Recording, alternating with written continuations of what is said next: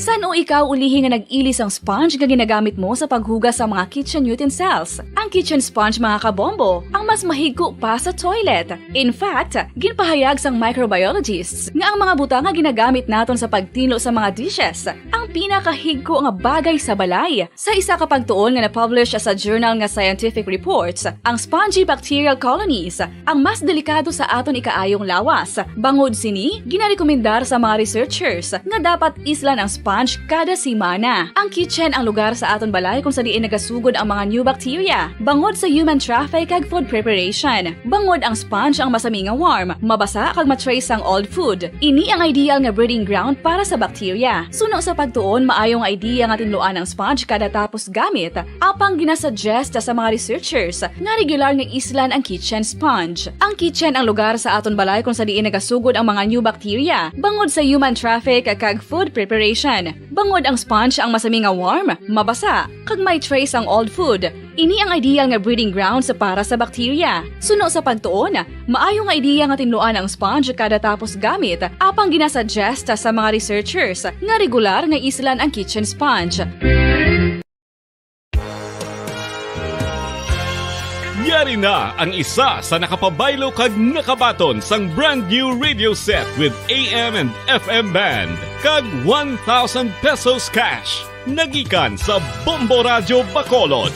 Ko si Anisito Delicano, taga Libertad Extension, Bacolod City. Nagpabaylo ko sang radyo nga ginatag sapon sang Action Radio kay nagaungot sa ilalang estasyon. Hindi ko kapamati sang iyasang bumbo, mga lapit naman sa katuig ni nga ginatag nila sa akon. Amo na mo lang ni ang imo nga mamatian ang Action Radio lang. Amo ini nga radyo ang ginapangatag nila. Gindala ko di sa bumbo kay pabayluan ko sang iyasang bumbo nga radyo nga wala sa ungot sa isa lang ka estasyon. Kag manami kay bag-o, kag wala guba, may suga pa. Kag ang 1,000 nga ginatag sang bumbo, mapasalamat gid ko kay may nagbakal na kusudan. Sing una ga vendors ko ti kay ginkakasama kami sa Libertad, di way nakukuan sa balay na lang ang akon bata ang mga nagasuporta sa akon. Ay bakal ko bulong may ano ko may apo ko kag taas akon sugar.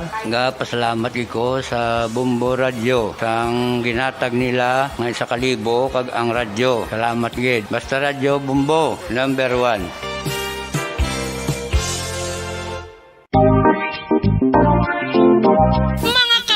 Nakahibalo-bala ka mo, naghampak na sa 3 million ang natapikan sang COVID-19 sa Pilipinas. Mataas sa gihapon ang active cases sa bugos nga pungsod. Kag 50 mil na ang mga nagtaliwan bangod sa sini nga virus. Hindi magkumpiyansa. Depensahi ang kaugalingon kag ang imo mahal sa kabuhi. Magpabakuna na batok sa COVID-19. Pahanumdom nagikan sa Bombo Radio Bacolod. Basta Radyo Bombo! Mga kabombo, madamo gid ang pagkaon apang ano bala. Ang dapat himuon kung may matabo sang suspected foodborne illnesses. Kung may matabo nga suspected foodborne illnesses, dapat i-preserve ang mga ebidensya. Kung may bahin sang suspected food nga nabilin, taguon ini. Putson sang maayo kag ibutang sa freezer. Magpabulong sa gilayon. Kung ang sintomas nagapadayon o kung nagalala, gilayon nga magkadto sa doktor agud magpakonsulta. Hindi man magkalipat nga i-report ang insidente sa local health department.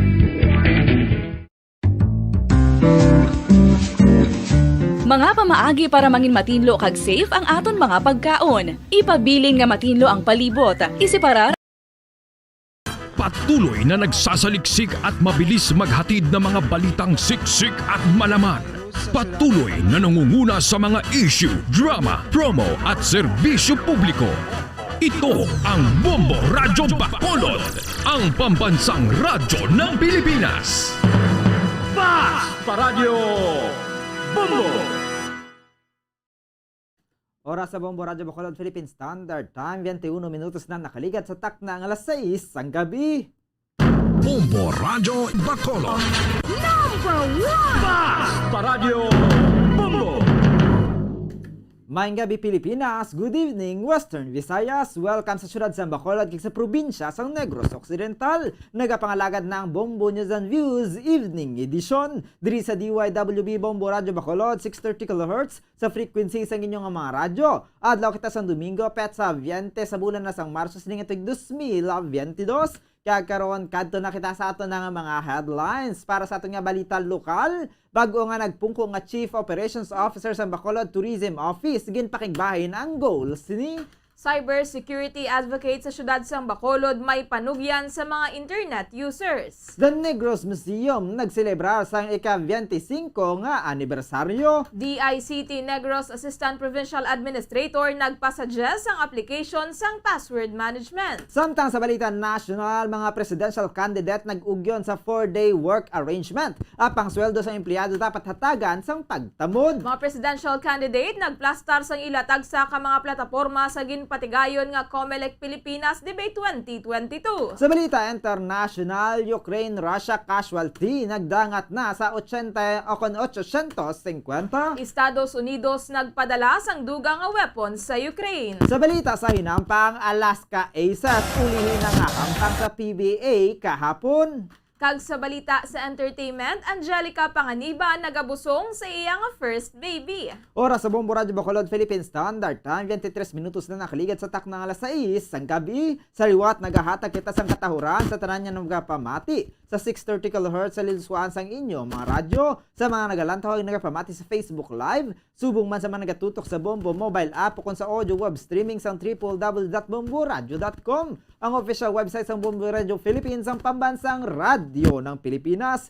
Kag karon sa detalye na sa mga balita, upod ang inyo mga tagbalita. Bombo Jairi de los Reyes. Kag Bombo Zaldi Foro the second kakaron. Saylo na kita sa detalye na sa ato nagapanguna nga balita lokal.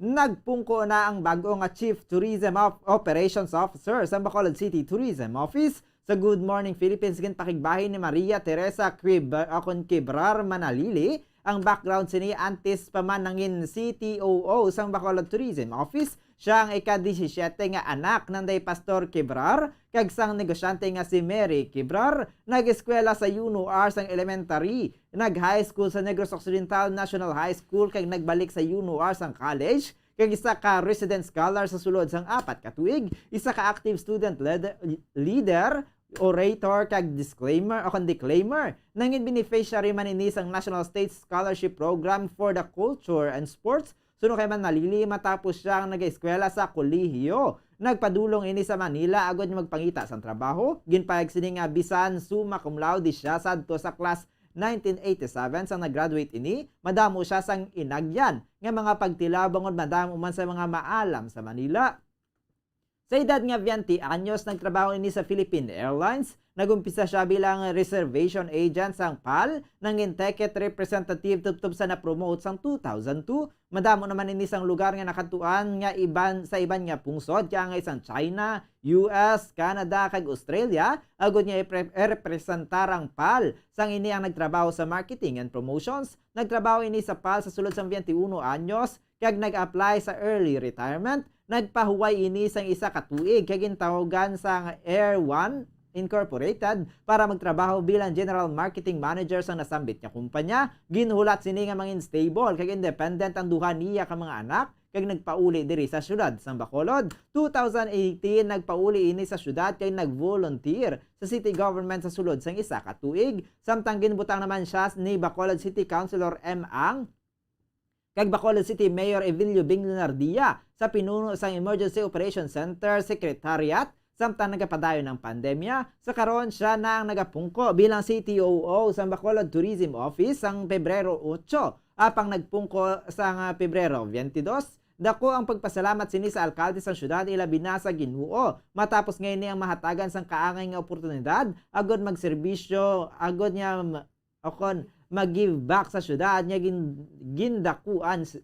gindakuan sini, ginpili man sini ang syudad sa Bacolod nga retirement place. Samtang bilang bago nga Chief Tourism Operations Officer sang Bacolod City Tourism Office, madamo man ini sang plano agod nga mas makilala pa ang syudad sa patag sang turismo. Sa interview sa Bombo Radyo Bacolod kay Terry Quebrar Manalili, himuon sini ang tanan para sa serbisyo kag tinguhaan sini nga malabot ang mga tourism goals sang syudad, ilabi na nga naghalog na ang restrictions bangod sa COVID-19. Suno kay Manalili, tuman kadako ang nangin epekto sang pandemic sa turismo sa syudad sang Bacolod, bangod wala sang tawo nga nagwa bangod sa restrictions kasunod sang paghimugasa sang kaso sang COVID-19 sang tuig 2020. Apang matapos ang duha ka tuig, nag-amat-amat naman peak ang mga tawo nga naga-travel kag nag-amat-amat naman balik ang turismo. Suno kay Manalili, pila sa mga goals sang Bacolod Tourism Office amo ang pagdamo sang tourism arrival sa syudad sang Bacolod. Target sa mga ini para sa subong nga tuig ang 400,000 tourist arrivals sa syudad. Ginpahayag man sining agod mangin tourism hub man ang syudad, madamo sila sang panamion nga mga infrastructure sa Bacolod. Mayara man sila sa paghimuon nga promotional video ang okona agod nga mangin isa man ang Bacolod nga magtatak nga mahimo nga patigayunan sa mga conventions. Ginadihon Manila ang pagpakilala sang bago nga slogan nga Smile You're in Bacolod. Kabahin man sang goals sang BTO ang mangin culinary haven ang syudad, kung sa diin ang mga restaurants ang accredited sang DOT. Tinutuyo man sa mga ini nga buhion ang kultura sang Bacolod City, kasubong man ang paghimo sang syudad nga clean, green kag beautiful. Maghimo man sila sang calendar of events para sa mga activities nga mahimo dagsaon sa mga turista magluwas sa Mascara Festival. Samtang mayara sang kapin 19 ka mga business establishments ang nagsarado sang 2020 bangod sa pandemic. Suno kay Manalili, isa-isahon niya man ang mga establishments nga nagsira agod nga istoryahon para mabuligan nga liwat nga magbukas. Sa piya ka bayin, mayara man sang libro nga ginhimo ang private team, kalakip na ang Chief Tourism Operations Officer sang syudad, nga libro nga gintiguluhan nga Sugar and Smiles Denegrense Legacy, ang libro nga ginsulat sa tion sang pandemic. Nakasaad sa libro ang manggaranon nga kasaysayan sang Negros Occidental kag syudad sang Bacolod. Nag-open ang industry, no? April 1, a permanent position. Wow. Palugod na ang requirement restriction sa pag-abot sa mga foreign nationals or foreign tourists dito sa Pilipinas, no? April 1, magabukas na or mag-issue na sa visa ang mga consular offices natin. And slowly but surely, nag-meeting man kami sa mga tourism stakeholders last Thursday, and upon consultation or upon Nabatian si Maria Teresa Quebrar Manalili, ang Chief Tourism Operations Officer sang Bacolod City Tourism Office.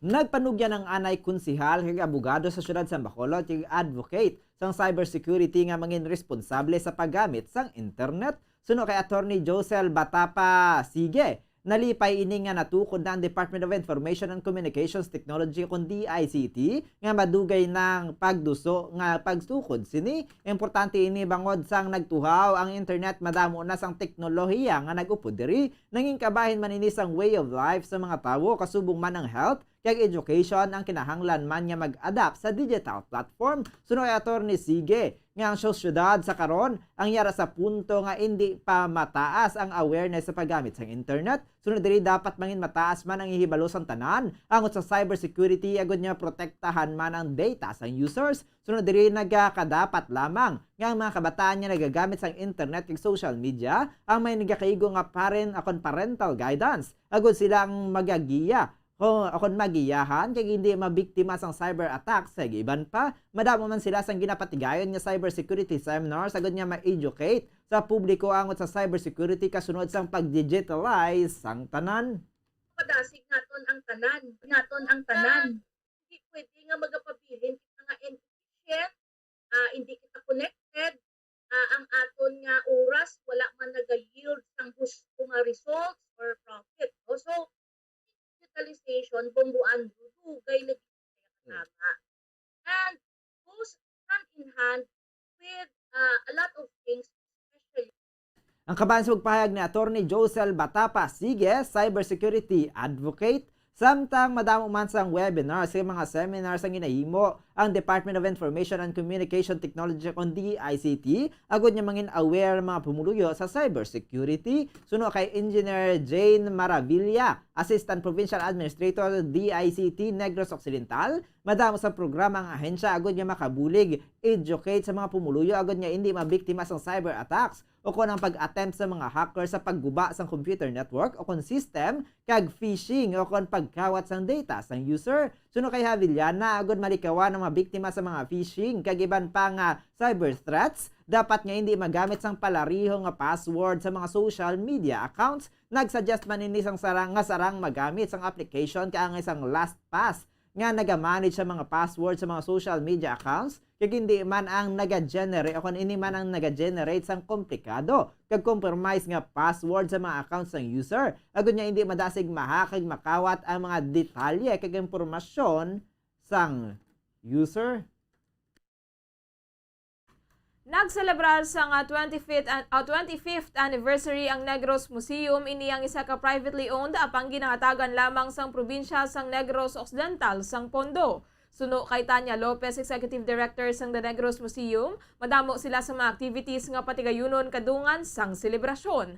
Kadungan sang selebrasyon, gin-feature ang artwork sang 25 ka mga Negrense artists sa opening event nga gintawag nga Gibwang, The Flow of Art sa probinsya sang Negros Occidental sang Miyerkules sang gabi. Suno kay Lopez, ang selebrasyon ang naghanduraw kung paano nagpabilin ang TNM nga mabakod sa piyak sang kabudlayan nga gindala sang panahon kag pandemya. Suno diri magapatigayon man sila sang educational tours, community outreach programs kag cultural activities bilang sentro sa Negrense Heritage, Arts kag Culture. Nagpanugyan man ini sa tanan nga magpadulong sa The Negros Museum nga mag-obserbar sang minimum health protocols sa pisar nga nagalog na ang mga restrictions sang COVID-19, magluwas sa ginapatuman nga mga pagsulundan sa museum kaangay sang hindi pag-uyat sa mga nakadisplay kag no flashing photography. Naibuloan nga ang art exhibit ang nag-showcase ang obra ng Daya Nono Lacio Alvarado, Roy Aguilar, Antonio Tejado kag iban pa nga Negrense artist. Samtang kalipay man ni Lopez ang liwat nga pagbukas sa Cinematic Negros of the Film Development Council of the Philippines nga makita sa kilid sang museum ang inisyal nga naga-feature sang French film nga The Worst Person in the World kag natalana ang mag-showcase sang regional films. Kag sa ato na katapusan nga balita, ginatudlo sa misa subong nga Domingo nga agud kita magbag-o. Dapat nga hinulsulan nato ng mga sala nga aton nga nahimo sa humiliya ni Monsignor Felix Pasquin sa Our Lady of Candles Parish. Agud nga kita ang makabaton sang pagbag-o. Dapat naton hinulsulan ang aton nga mga sala agud nga makuha naton ang pagbag-o sa aton nga kabuhi. Ginpahayag man nga dapat kita mangin mag-akon maghatag sang isa pa ka kahigayunan sa isa ka tawo nga nakasala kag dapat kita ang magpatawad man kaangay isang Dios. Sa kalawig na sa aton pagpangabot sa babaw ang kinahanglan sa aton nga Diyos, nakapangita ano ang bunga sang aton pagkabuhi. What are the fruits of our conversion? Ang Ginoong Jesucristo nagapakitluoy sa iya amay as the intercessor. Ang kabahin sang humiliya ni Monsignor Felix Pasquin sa Our Lady of Candles Parish. Oras sa Bumbo Radio Bacolod Philippine Standard Time, 34 minutos na nakaligat sa takna ng alas 6 ng gabi. Kagkaroon sa naman kita sa detalye nasa nga ito nagapanguna nga balita nasyonal. Ginpahayag ni Presidential Candidate Dr. Jose Montemayor Jr. kagabi sa Pilipinas Debates 2022 nga gin-organize ang Commission on Election o COMELEC nga makita ang mga pigado kag masakiton nga mga Filipino ang nagtulod sa iya nga tumano ng plano sini nga magpapili bilang presidente. Suno kay Montemayor, masobra na sa 40 anyos ini nga nagalibot sa bilog nga Pilipinas. Nagumpisa pa sadtong siya ang doktor pa. Sunod diri isa lang ang nangin obserbasyon sini. Umalin sa totobtob sa karon, nakita sini ang pigado kag masakiton nga mga Pilipino. Sunod diri, 85 tubtob 90 ka milyon ka Filipinos ang tuman ka pigaro kag mayara sang masakit na sa karon. Sunod pa kay Montemayor ang korupsyon kay ang kakulang sang suporta sang gobyerno sa local government units ang dapat mahatagan sang solusyon. Ginpahayag man ni Montemayor nga kulang ang ginahatag apang lapnagon ang korupsyon kag pagpangawat ng ating Panginoon ako'y maging Pangulo. Dalawa po, no? Dalawa po ang may papangako ko. Number one, godly leadership. Sa gabay ng Diyos, ang bansay aayos. Pangalawa, there will be peace. No more IATF na nagpapagulo. No more mandatory vaccination na binabiolate ang karapatan ng pantao ng ating mga kababayan. No more policy, no more bad policies of no-vax. Ang kabahan sa pagpahayag ni Presidential Candidate Dr. Jose Montemayor Jr. Samtang ginaduso naman ni Presidential Candidate kay businessman Faisal Mangundato ang bag-o nga sistema agod niya maghatag sang ligwa para sa aton maayo nga buwas damlag sa Pilipinas sunod sa katipunan ng kamalayan kayo manggi sa presidential bet. Ang pungsod ang nagakinahanglan niya magbaylo sa bag-o nga sistema agod niya masulbar ang programa nga nagalibot sa komunidad. Dito po sa lumang sistema ay hindi masusolusyonan anuman ang gawin ng magiging Pangulo dito sa ating bansa. Kaya po, mga kababayan ko, ang aming ini-offer sa ating mga Pilipino ay lisanin na itong sistemang bulok na nagkakaroon ng sakit maski sinong umupo sa upuan ng pagkapangulo sa ating bansa. Ang kabahan sa pagpahayag ni Presidential Candidate kay businessman Faisal Mangundato. Samtang ginbalikan naman ni Presidential Candidate Manila Mayor Isko Moreno Dumagoso ang inagyan sini sa kabuhi kag nagsuhestyon nga ang mga Filipino ang dapat magpili sang crisis manager bilang isa sa madason o kon bilang ilang madason nga presidente. Suno kaya Moreno kinahanglan sang crisis manager bangod bilog nga kinabuhi sini ang ginapakatubang na ang krisis. Suno kay Moreno ng basurero sang napulo palang ini katuig, sidecar boy, artista kag wala na ka-eskwela sa government schools kag tanan ini maisog niya ginpangatubang agod nga malampuwasan ang mga krisis sa kabuhi. Ini man ang iya nga pagahimuon kung ini ang mangin presidente sang Pilipinas. Suno diri isa man sa tutukan sini sa tion nga magdaog sa subong nga pinili ay ang mga palangabuhian. Suno pa sa presidential candidate kung ekonomiya naman ang paghahambalan, importante sa iya ang ekonomiya sa balay sa tagsa kapamilya sang Pilipino. At hindi po sa pagbubuhat ng bangko, buong buhay ko po, krisis ang kinaharap ko. Bilang basurero at 10 years old, sidecar boy, artista, hindi nakapag-aral sa gobyerno. Lahat po yung buong tapang ko pong hinarap upang malagpasan ang mga krisis sa buhay. Yan po ang gagawin ko sa darating na 2 taon, ng 6 na taon, kung ako'y bigyan nyo ng pagkakataon maging Pangulo. Katulad ng halimbawa ng gusto namin mangyari ni Doc Willie, life and livelihood. Nabatian si Presidential Candidate Manila Mayor Isko Moreno Dumagoso. Samtang gobyerno para sa mga pigado ang kinahanglan sa karon sa mga pumuluyo suno kay Presidential Candidate kag former Foreign Affairs Undersecretary Ernesto Abella. Suno kay Abella sa paglibot sini mayara sa isa ka nagabalik-balik nga palamangkutanon sa tion nga magdaog ini bilang presidente, tutukan sini ang agrikultura kag mga mangunguma. Suno diri ang gobyerno ang dapat pamatian sa mga pumuluyo kag dapat ginahatagan sang solusyon ang ilang mga concerns. Nakita man sini nga kinahanglan pamatian ang mga tawo kag iupod sila sa panggobyerno kag diri makita ang mahimo nga pagbag-o sang pungsod. For example, when they lose their farmlands, somebody else gains. Somebody makes, let's say, a subdivision out of it. So nakita ko po na ang kailangan talaga ay papakinggan ang tao at isali sila sa pamamahala at doon makikita natin ang pwedeng pagbabago ng bayan. Kasama po lahat, hindi lang po pabor sa iilan. Hindi lang po pabor sa mayaman, kundi po pabor sa lahat, lalo na ang mahihirap. Nabatian si Presidential Candidate kag former Foreign Affairs Undersecretary Ernesto Abella. Gin-emphasize ni Senator Panfilo Lacson asang Sabado ang importansya sa mga mayara sang eksperyensya, kompetensya sang track record sa pag-abot sa pagpadalagan sang pungsod.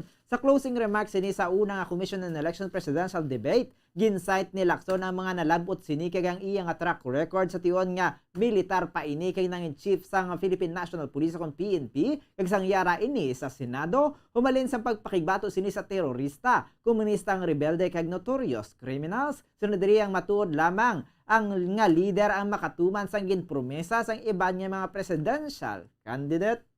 Mula sa pagiging sundalo at alagad ng batas na lumaban sa terorismo, rebeldeng komunista at mga putsakal na kriminal, bilang GPNP na nagpatino at naglinis sa hanay ng kapulisan. Bilang senador na kailanman hindi nabahiran ng korupsyon, nais ko pong pagpatuloy na magsilbi sa ating bayan. Among all the presidential aspirants, narito man o laging absent, walang sino man, kundi ako, ang sadya at aktwal na nagsugal ng sariling buhay sa pagligtas sa panganib ng sino man.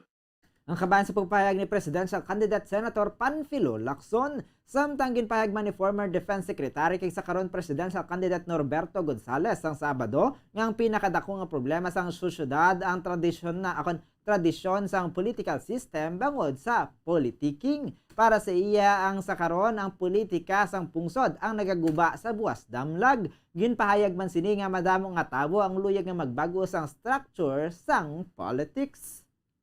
Ang nakikita po ko sa katayuan ng ating mga kababayan, laging ganyan. May nakikita ang mga kandidato na ang tingin nila ay matalino at pwede namang maglingkod ng tama, pero hindi naman popular at pwedeng hindi manalo. Bakit mo pa pag-aaksayahan ng panahon yan? Ito po ay mga katanungan na hinaharap ng ating mga kababayan. Tayo po may panahon pa para patuloy na mag-usap at para sanayin ang ating puso na gumawa ng tamang desisyon. Ang kabayan sa pagpahayag ni former Defense Secretary kay sa karon Presidential Candidate Norberto Gonzales, samtang nagapati naman si Presidential Candidate kay Labor Leader Leody de Guzman, ngang layi nga ang benepisyaryo ang kapitalista ang dapat maglain. Suno kay de Guzman, dapat pag-uhon ang mga layi kag patakaran nga pabor lamang sa mga kapitalista. Ay baguhin natin ang ating sistema ng pagkilala sa eleksyon. Huwag lamang sa pagpapanalo ng inyong kandidato, kundi yung pagbabago ng buhay ng mamayan sa loob ng 6 na taong panunungkulan ng inyong binoto. Kailangan natin ay kandidato mula sa baba ng ating lipunan. Yun lamang at maraming salamat. Mayor Isko Moreno. Maraming salamat. Samtang reiterate ni Senator Manny Pacquiao nga ang pagpakigbato sa korupsyon sa gobyerno ug pagsabat sa mga corrupt officials ang pila lamang sa mga nagapanguna nga prioridad sini sa tion nga siya ang presidente. Sunod kay Pacquiao, nagalain ang buot sini sa mga kawatan sa gobyerno. Sunod diri sa tion nga siya ang mga presidente, hindi ang ilang nga tapnaon. Hindi po yan konsepto kay Manny Pacquiao. Totoo po yung naranasan ko. Naranasan ko pong matulog sa kalye. Naranasan ko pong magutom. Naranasan ko pong tubig lang ang inumin para makasurvive, malipas ang gutom. Kaya gagawin ko ang lahat. Maibsan lamang ang paghihirap ng sabay ng Pilipino. Kay Manny Pacquiao po, hindi po si Manny Pacquiao sinungaling. Tangalan ng Diyos, yan po ang aking kasunduan sa bayang Pilipinas. Kaya po hayaan niyo pong dadalhin ko kayo sa kampyonatong hangad ko. Ang kabayan sa pagpahayag ni Presidential Candidate Senator Manny Pacquiao, samtang yan plaster naman ni Vice President Leni Robredo. Kung nga siya ang best man sa trabaho bilang presidente sang pungsod, sunod diri nga may pinili ay man o kun wala, may bag-o, may pandemya, kalamidad, yung iban pa anuman nga problema, ay yara siya. Gani hindi dapat pagpangitaw ng hindi luyag nga mag-atubang sa ila. Sunod kay Robredo, ang matuod nga leader ang nagapakita kay nagaatubang sa mga pumuluyo. Sunod sa maabot nga Mayo, the best man for the job is a woman. Kaya po wag na nating hanapin ang ayaw namang humarap sa atin. Lahat na oras, nandito po ako, hinaharap kayo, ipinapakipaglaban kayo. True leaders show up and man up. Kaya po sa darating na Mayo, the best man for the job is a woman. Ang kabayan sa pagpahayag ni Presidential Candidate Vice President Leni Robredo, kag sa katapusan nga balita nasyonal, halos tanan nga siyam ka mga kandidato nga nagtambong sa presidential debates kagabi nga gin-organize ang COMELEC ang nagpabor sa ginapropose nga 4-day work week apisar nga mayara sa pagpangduwa-duwa nga nag-iimbulbar sang sweldo. Suno kay Vice President Leni Robredo, ang mga sweldo sa mga empleyado ang hindi dapat nga maapektuhan sang bag-o nga setup.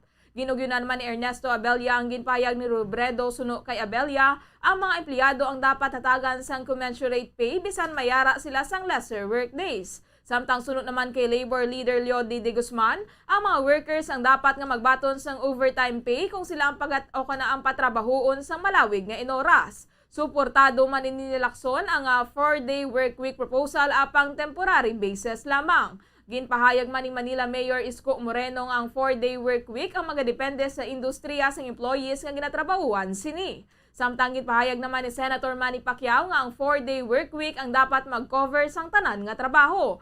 Apang ang manual jobs ang hindi dapat pagilakip sa 10 hours a day nga trabaho bangod risgo ini sa ila kaayong lawas. Suno kay Norberto Gonzales, dapat lang tawon ang objective sa pagpatuman sang nasambit nga working arrangement. Suno naman kay Faisal Mangundato, dapat nga ang proposal ang tun-an anay. Oras sa Bombo Radyo Bacolod, Philippine Standard Time, 45 minutos na nakaligid sa tak ng alas 6 sang gabi. At doon na nabatian ang ating mga balita sa national karon sa ilo na makita sa detalye na sa mga balita sa luwas sang pungsod. Una kita sa Ukraine, nagdangat na sa 850 ka mga sibilyan nang napatay bangod sa pagsalakay sang Russia sa Ukraine. Sunod sa United Nations Human Rights Office, kalakip sa mga nagkalamatay ang 64 ka mga kabataan. Ang nasambit nga listahan ng humalin sang salakayon sang Russia ang Ukraine sa Pebrero 24, nagdangat naman sa 1,339 ka mga sibilyan man. Ang nasamaran kalakip na ang 78 ka mga bata. Dako man ang pagpati sang UN nga ang nasambit nga numerong mas madamo pa kaysa sa aktual nga kinahang akong nangyayara sa listahan. Samtang liwat nga magapadala sa mga weapons, kalakip na ang Javelin kag Stinger missiles ang United States sa Ukraine. Iyang ginkumpirmar ni Ukraine's National Security and Defense Council Secretary Oleksiy Danilov sa isa ka televised interview sang Sabado. Ginpahayag ni Danilov nga ang nasambit nga weapons ang i-deliver sa ila sa masunod nga inadlaw. Ang pagpadala sa mga weapons sa Ukraine sa mga kaalyado sini nga pungsod ang para mapabakod pa ang ilang pwersa agud nga pakigbatuan ang Russian forces. Ginpakamalaot naman sang Russia ang shipment sa mga plane loads of weapons sa Ukraine nagikan sa mga NATO member states. Ang panibago nga US aid sa Ukraine ang ginalakipan sang wide range nga military equipment kaangay sang 25,000 sets sang body armor, helmets kag rifles kag grenades launchers, linibo nga anti-tank weapons kag masobra sa 20M rounds ang ammunition.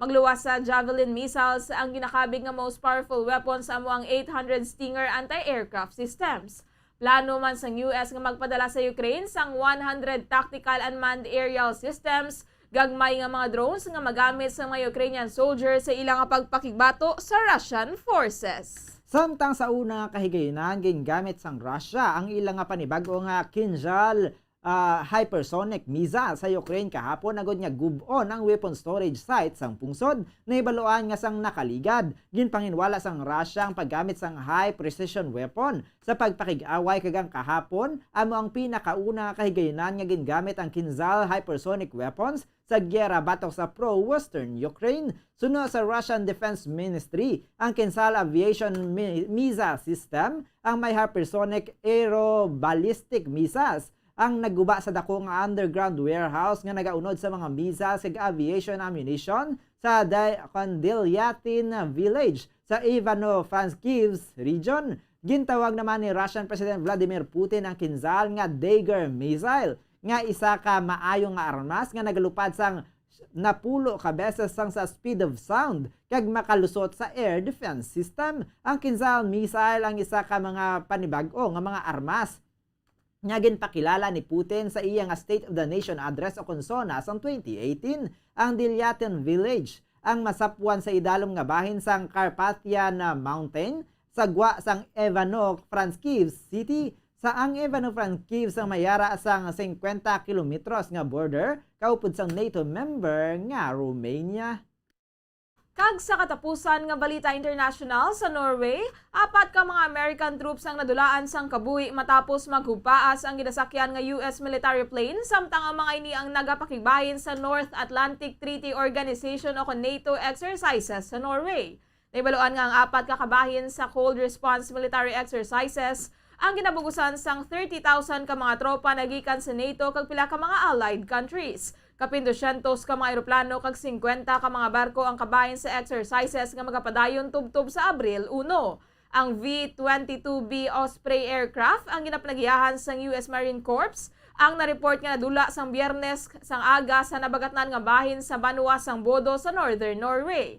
Ginkumpirmar sang Norwegian Defense Ministry nga ang 4 ka mga napatay ang mga American citizens.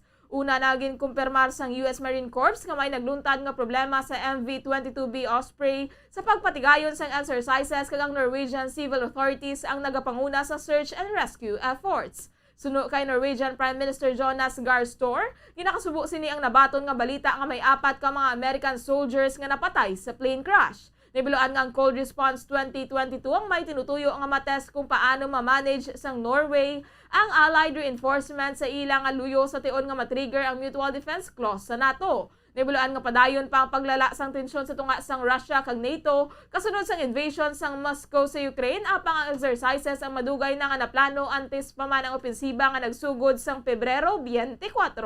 Oras sa Bombo Radyo Bacolod, Philippine Standard Time, 50 minutos na nakaligad sa takna ang 6 ang gabi. Kadto naman kita sa aton nga balita sa hinampang. Natapos na sang Philippine Basketball Association o PBA team nga Alaska Aces ang ilang nga ulihi nga hampang kahapon. Nahibaluan nga ginanonsyar na sang Ball Club sa nakaligad nga bulan nga ang 2021 PBA Governors Cup ang ilang na nga ulihi nga mangin conference sa liga. Nahimo sang team nga makasulod sa playoffs kag nakasumpong ang NLEX Road Warriors nga napabili ng twice to beat advantage apang napunggan sang team ang Alaska nga ma-extend pa ang ilang nga journey sa sunod nga game. Wala na sang natabo nga milagro matapos nga